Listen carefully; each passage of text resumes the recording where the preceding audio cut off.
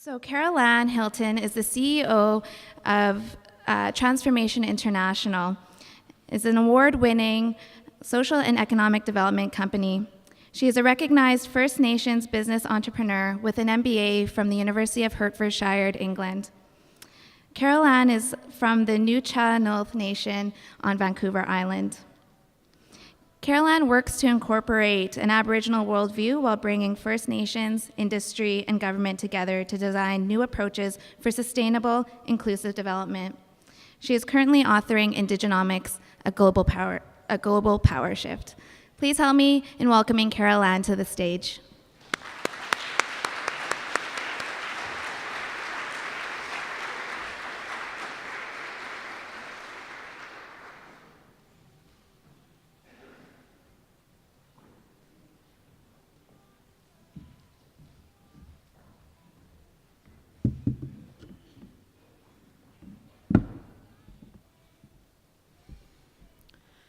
Good morning, everyone. Thank you very much and so kindly for the warm welcome. I love Winnipeg. It was a wonderful event last night, and much appreciation for inviting me to come spend this time with you this morning. Uklasish Carol Anne Hilton, Heshquiak Supsish Uklas Wakatushko Atsa Umti. I bring greetings from the Nuu-chah-nulth area. I'm from the Heshquiat Nation. My Nuu-chah-nulth name is Wakatush, which means big sister. I'm very happy to come spend this time with you today, and I love this setting in the St. John High School here. I hope you were all kind to one another in high school. So thank you again for the talk that I did last night for the Poverty Reduction Council, and seeing such a great turnout here, and then seeing this turnout here today. Acknowledging the work that you do through the Community Economic Development Network here, and also acknowledging Michael Toy, who's here for the Executive Director from the National Network as well. So Indigenomics, it's time. So I really enjoyed your theme of thriving together, building a shared future. The next slide. So I'm here to talk about Indigenomics. How many people, without seeing it on the agenda, have heard of Indigenomics? So that's really amazing to begin to see that Indigenomics is entering into Canadian consciousness. It's entering into global consciousness. I'm just on my way to Chile after this to go to the World Indigenous Business Forum, so I'm heading that way tonight. And it's nice to see that these Indigenous models of community development and Indigenous models of building businesses and economic development are coming to the forefront of community. So I wanted to be able to bring a picture of what Indigenomics is. It's the practice of bringing an Indigenous perspective into economic and social development. So the requirement for looking at it from a social perspective and an economic perspective is important. In my work, I currently advise the Senior Federal Finance Minister on the Canadian Economic Growth Council. That current agenda is what does innovation and inclusion look like in the economic growth of this country. So my work as the only Indigenous person on that council has been to look at how do we actually look at what is inclusion? How are Indigenous people included in this Canadian economy? Indigenomics, it's the expression of our indigeneity as seen through an Indigenous worldview and the evolution of our economic well-being. I say evolution of our economic well-being because we cannot be rendered as Indigenous peoples into the past. We need to be included in the present, and we need to have visibility of who we are today. I operate from the premise that we are powerful people. When we can look at that from the starting point of who we are powerful people. We are resilient people, and we've created a space for ourselves, not only within the legal and the economic design of this country, but the realities of who we are and the requirements have set a new playing field for what that means to be Indigenous, to be included, and to what innovation is within this country. Indigenomics, it's a statement of claim of our space in modern existence. It's a call out or an invitation into an Indigenous worldview. It's an explanation of belief of the relevance of an Indigenous worldview to the modern economy. Next slide, please. It's the practice of bringing an Indigenous perspective into economic and social development. It's seen through an Indigenous worldview and the evolution in the economic well-being. It's that statement of claim. It's a collaborative framework that calls the economic system towards human values. It's a social media platform to share First Nations business success and struggles. It's a slow realization of the application of Indigenous values into local economy. It's an inception into economic theory that allows for another worldview. It's the emergence of new practice into local economy and economic reconciliation in Canada. This is Indigenomics. Next slide. Indigenomics is the conscious claim to and creation of space for the emerging knowledge, activity, and promotion of all things related to an Indigenous economy. This is Indigenomics. This worldview is really what allows us to be able to express what is most important to us as Indigenous people. What have we been taught here in Canada? How do we see the world in such a way that we can not only ensure our continuance of who we are as people, but that we also look at what new thinking is required today? This is Indigenomics. Our relationships. Our world and our ways have been formed over thousands of years, forming the fabric of our indigeneity and the foundation of an Indigenous worldview. The current situation in Canada, the marginalization or the statistical numbers that describe an Indigenous reality, is really about that increased visibility of who we are as people. Canada's development has required the invisibility of First Nations people. You take that as an example. How many people have read those series, Anne of Green Gables? It's a Canadian classic. Was there ever an Indigenous person in that book? So that required that invisibility, and today requires the actual visibility of Indigenous people. So our future as a country, our possibility lies within our continuance and our modernity as Indigenous people. It is our time to insert our presence and our influence into the current processes that are building our social and economic fabric of our communities. This is the potential that we are experiencing today, an expansive view at the center of our reality. This is the insertion of hope into economics. Next slide. So why Indigenomics?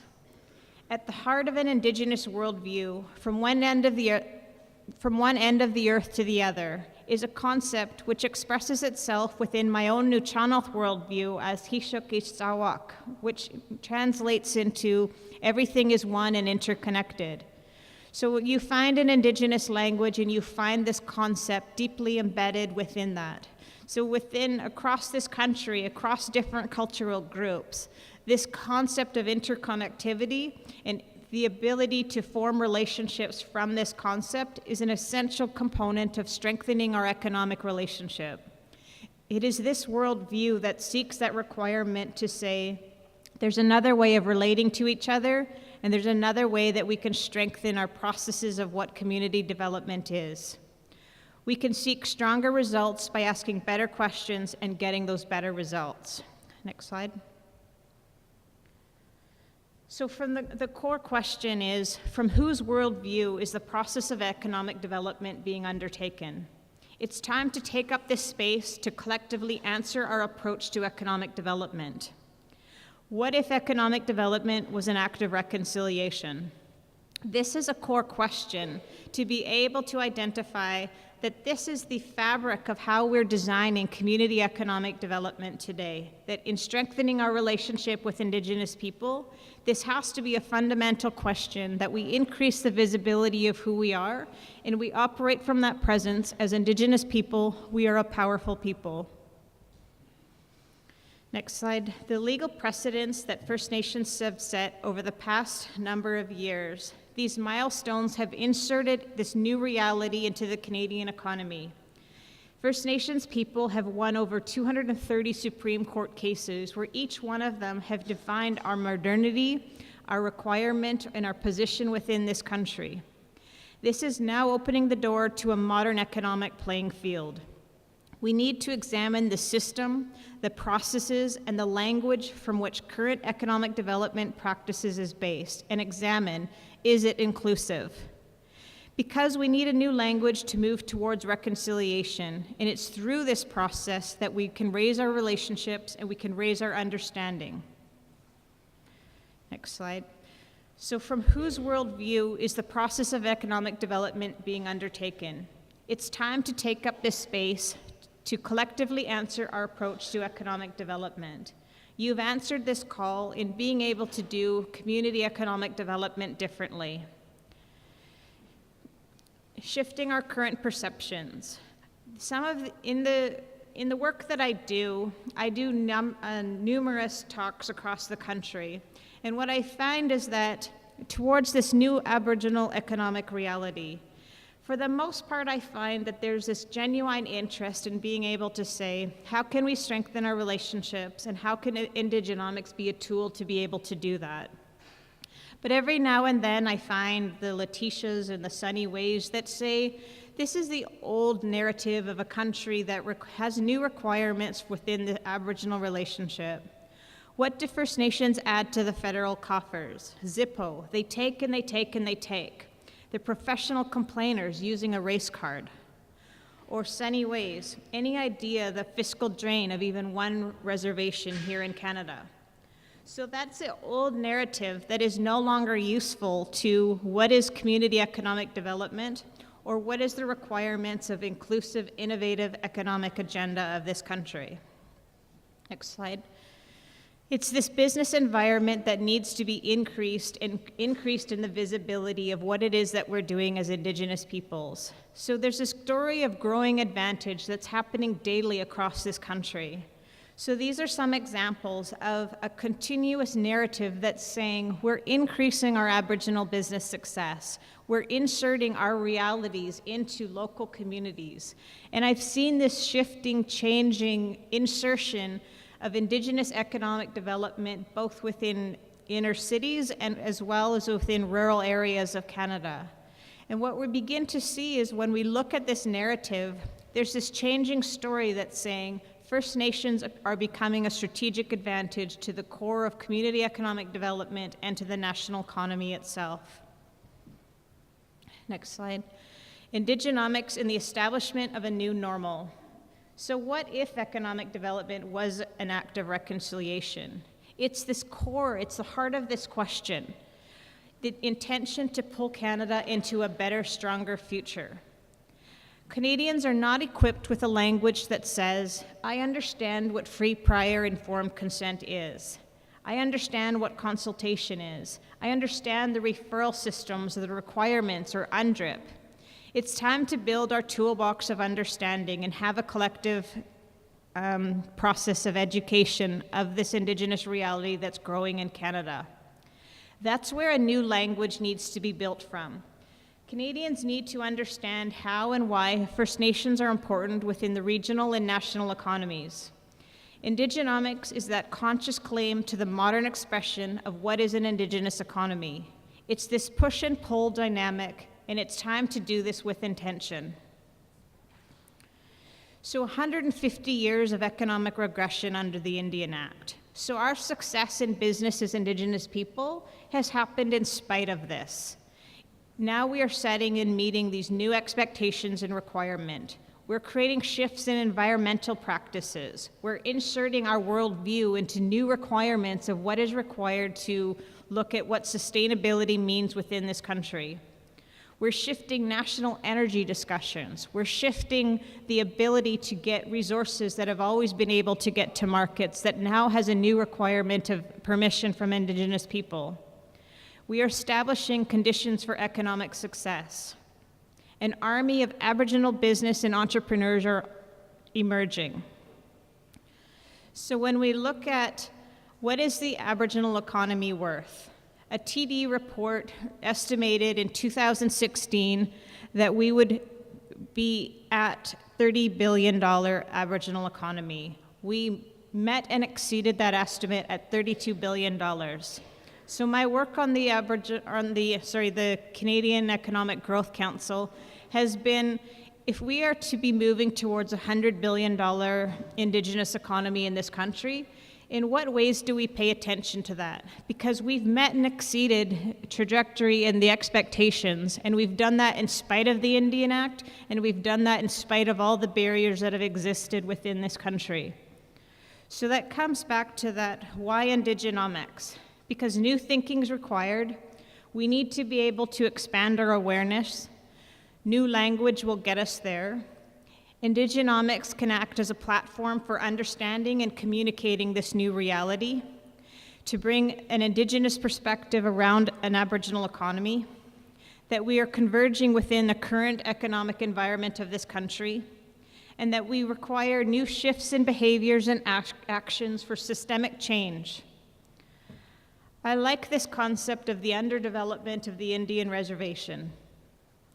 I've examined the budgets that are distributed to First Nations across this country, and what I saw was that 95% of funding expenditures are all socially based, 3% on reconciliation and 2% on economic development. That is where the lag, or that kind of push and pull dynamic of we are costing this country money versus no, we are an economic engine and we are a powerful people. We need the funding of this country to be recognized that monies towards Indigenous people has to be seen as an investment, and that we're not a burden on this country, but participating in a positive way, and that when we're given the supports to be able to do that, what we've been able to do in spite of can only be imagined if we're supported to be successful. And that leads us to that Indigenomics and economic design. Right now we see this high emphasis on growth. That's why we see the processes of community economic development to have less of an impact on growth and more of a design around impact. Indigenous peoples are positioning ourselves to have presence and inclusion within key industries. We're looking at the application of those 230 wins within this country, the assertion of our rights and titles, establishing our business structures, and looking at equity ownership within the value chain of this country. The balance within the budget expenditures and the investment equation of this country, we need to require the shift from a perception of burden on this country. Understanding First Nations values, worldviews, our stories, and our relevance to the Canadian economy, that's really where the central role of Indigenomics is within this country. The time is now. It's time for an expansive view at the center of our reality. This is hopeful economics. Now let's have the courage to do this together. Thank you.